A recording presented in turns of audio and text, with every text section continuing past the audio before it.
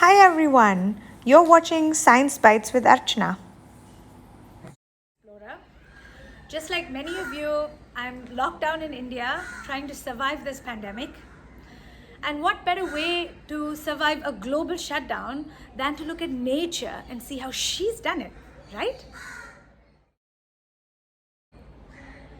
The history of our oceans is filled with mass extinctions and epidemics. Now let's go back 250 million years ago. This was way before the dinosaurs. The Earth went through one of the largest mass extinction events ever. We lost over 96% of all marine life. And this happened because of depleting oxygen levels in the ocean. So animal life gasped and choked for breath. Now scientists gave this a very scientific name. They called it the Great Dying. But nature found its way back. Since human beings are speaking so much about viruses right now, let's take a look at whether the oceans have also seen epidemics caused by viruses. In 2013, a team of researchers did a scuba dive along the west coast of the United States. And they saw white skin lesions on sea stars. These sea stars are beautiful animals. They can be up to 1 meter big and they can have up to 24 arms.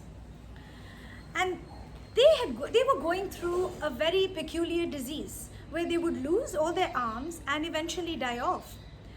This outbreak spread for about 5 or 6 years. And finally, researchers found out that it was a virus that was causing this epidemic in the ocean. But in the ocean, you can't quarantine, you can't vaccinate. The best you can hope for is for the epidemic to die down and for the population to grow back. A couple of years ago, these researchers did their regular visits to the disease sites, and something surprising happened. The sea stars returned. They found healthy adults, and this rebound continues to remain a mystery.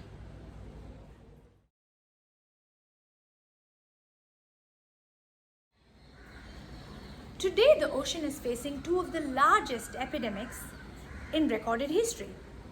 The first is plastic pollution. Over 8 million tons of marine litter reaches the global oceans every year. Just 10 rivers carry about 90% of all the marine litter into the oceans. 8 of these rivers are in Asia. Although plastic pollution has been reasonably well recognized on a global scale, the second epidemic that the ocean is going through is relatively underappreciated. This is sewage pollution. Have you thought about what happens to water after you flush in the bathroom? Do you know where it goes or what happens? 90% of all the wastewater that is discharged into the ocean undergoes no treatment whatsoever. Sewage is rich in nutrients like nitrogen and phosphorus.